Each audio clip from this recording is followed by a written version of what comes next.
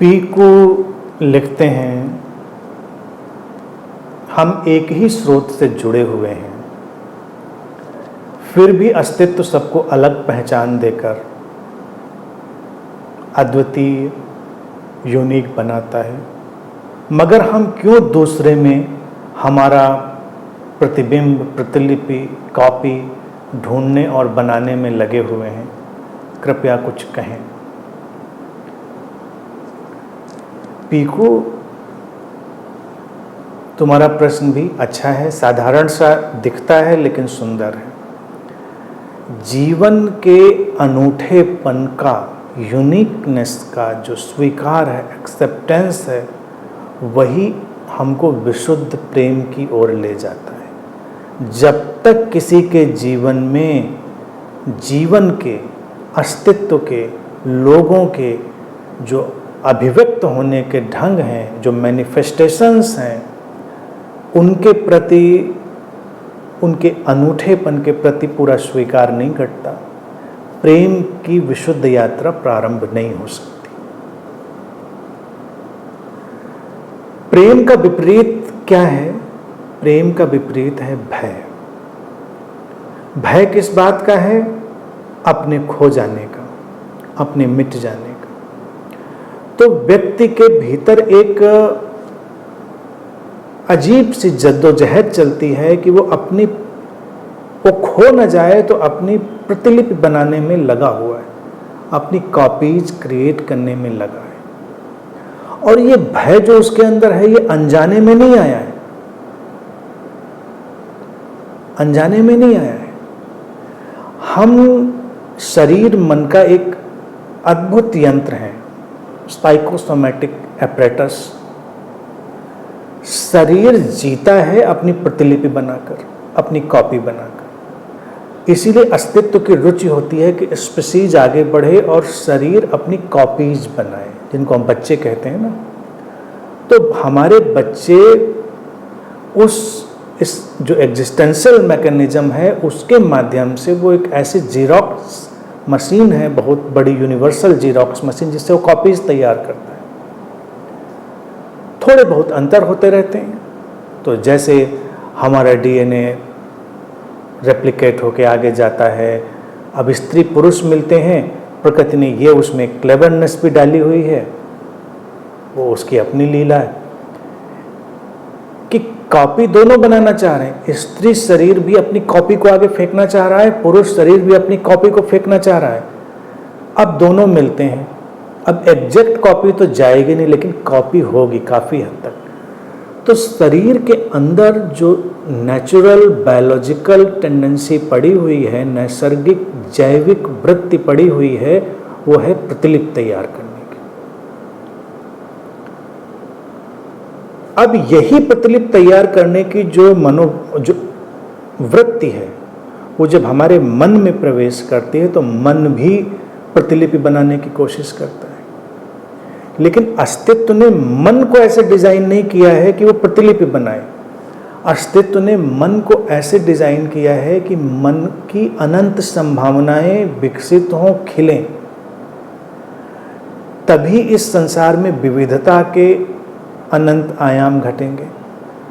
अब ये जो दुविधा आई, शरीर से प्रतिलिपि बनाने की वृत्ति मन में गई, और मन अब जब किसी से जुड़ेगा, संबंध और प्रेम मन के माध्यम से ही होंगे, तो मन भी तुरंत प्रतिलिपि को बनाने की कोशिश करेगा, जीरोक्स कॉपी बनाने की कोशिश करेगा। सारे संबंधों की लड़ाई यही है।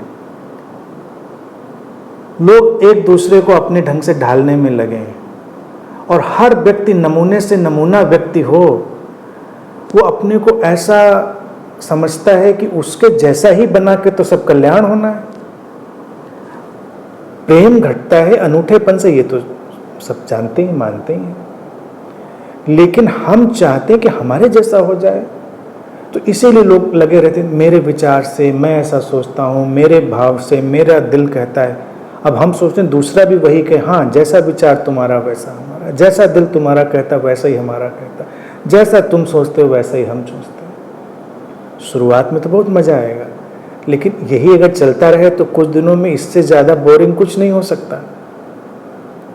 सारे संबंध जो बिखरते हैं और दलदल में जाते हैं वो इसीलिए कि जो जेरॉक्स कॉपीज हैं वो इतनी प्रोमिनेंट हो जाती हैं कि वो सफोकेट कर देती हैं, हमारा दम घोंट देती हैं। इसके लिए अलर्टनेस चाहिए। इसलिए ही संबंध एक आध्यात्मिक यात्रा है। वो सोसाइटी उनको अपने ढंग से यूज करना चाहेगी, लेकिन अगर हम उनको अपने विकास के लिए रखना चाहते हैं तो हम उसमें इन सारी चीज़ों को खोजेंगे, विकसित करेंगे।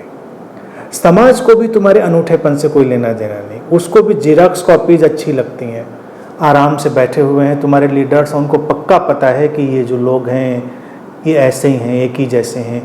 भाई हमने पक्का कर लिया ये जो फॉलोअर्स हैं दे आर ऑल सेम, ये जो वोटर्स हैं हमारे दे आर ऑल सेम, निश्चिंत। लेकिन इंसान भी क्या करे, कुदरत ने बनाया ऐसा, वो एक जैसा होता नहीं। तो नेता लोग लगे रहते हैं, चाहे धार्मिक नेता हों, आध्यात्मिक नेता हों, कि एक जैसा बना दे, एक जैसा, और वो उसमें कुछ न कुछ विस्फोट होकर कुछ न कुछ नया बनता रहता है। तो सारे नेताओं की बेचैनी है ये। देखिए कल्ट्स क्या कर रहे हैं, कल्ट्स पे जाओ, ऑर्गेनाइज्ड रिलीजन्स पे जाओ, वो कार्बन कॉपी, जेरॉक्स कॉपी बनाने की ओर लगे हैं। हर आदमी सुबह ऐसे ही उठेगा, हर आदमी ऐसे प्रार्थना करेगा, हर आदमी इसी एंगल पे झुकेगा, हर आदमी यही बात करेगा, हर आदमी इसी तरह कपड़े पहनेगा, हर आदमी यही वाली भाषा बोलेगा। खत्म मुद्दा। समाज को बहुत शांति है, बहुत चैन है कि बिल्कुल मामला सेट हो गया, अब कोई चिंता की बात नहीं, सब बिल्कुल कार्बन कॉपीज तैयार। सेनाएं हमारी वो कॉपीज तैयार करेंगी, सेना को अनूठापन नहीं चाहिए। तो समाज और अस्तित्व यानी कि निसर्ग, प्रकृति नहीं रुचि रखती इस मामले में, क्योंकि उसको उससे उपयोग लेना है। लेकिन प्रकृति नेताओं जैसी नहीं है। अस्तित्व, वो जो सोर्स, वो जो कॉन्शियसनेस जिसकी तुमने बात उठाई है, उसने मन के रूप में अनूठापन भी दे दिया है। तो अब इसके प्रति सचेतन होना पड़ेगा, अपने को बार बार याद दिलाना पड़ेगा कि हमको नहीं जीना है